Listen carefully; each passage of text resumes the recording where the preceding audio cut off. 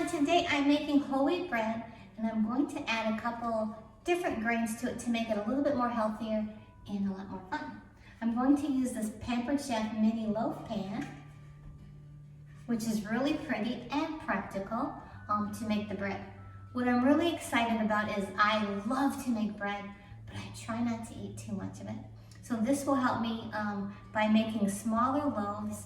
I can easily save in the freezer what my family doesn't eat. Instead of making a whole loaf, putting it in the freezer and taking the whole loaf out, I can put the mini loaves in and take out a couple at a time or whatever we're going to eat. So I'm really excited about that. This is going to go great with what's in my crock pot, which is a golden French lentil soup, and I'll share that recipe with you too.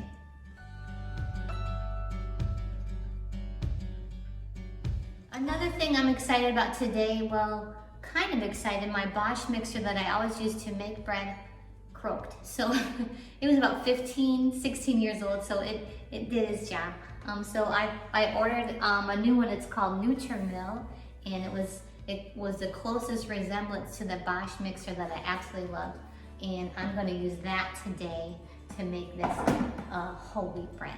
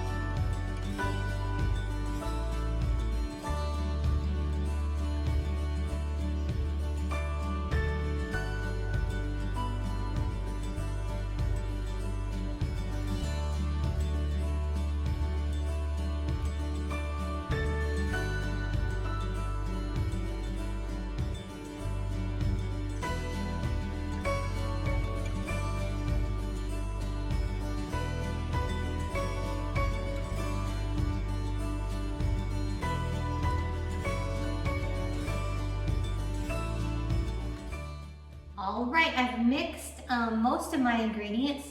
Half of the flour and the salt still need to go in to this mixture. But I read today, and I'm curious to see if this works. If I let this sit for about 15 minutes until it gets bubbly, that will enhance the flavor of the bread. So I'm gonna do that today. All right, my 15 minutes is up and it is nice and bubbly and starting to rise. It looks great.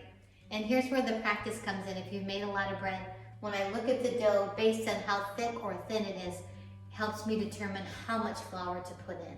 So it's sometimes kind of a guess, and you get better as you go. So even though I might give you exact measurements, you might have to mess around and make sure it's not too thick or too thin. Like if it's really sticking into the bowl, it's hard to get out of the bowl, then there's not enough flour into it.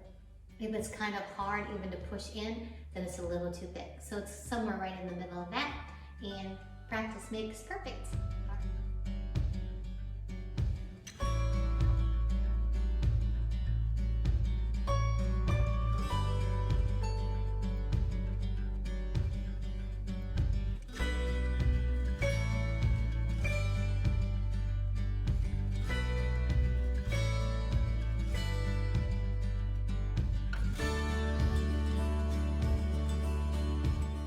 All right, I kneaded this for 7 minutes, and I want to show you how it should look. So you see how it's just slightly sticky, but it's not super stiff. It'll come out of the bowl nice and easy. And even though it looks like it's sticking to this, it'll come out nice and easy. And it doesn't stick to my fingers, which is perfect. And if it was sticking to this, it didn't come off easy. Like I would have to really scrape it off. I would need to add more flour. If it was not kind of sticking at all, then that would tell me I put too much flour in. So this is perfect. All right, I'm going to take it out of my bowl. And this is perfect, so I'm really excited. And then of course, the dough is going to double in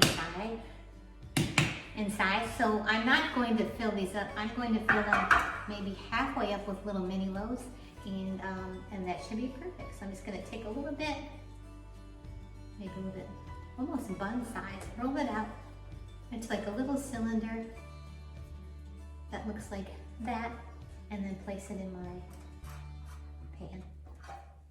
All right, since I had a lot of dough left over that I still want to make into mini loaves, I'm going to let them rise in the pan. And then as you can see, I have quite a bit more. I just got those ready so that they can rise. I'm going to cover them, let them rise. So when these come out of the oven, I can just pop them out and put these right in, and they're already risen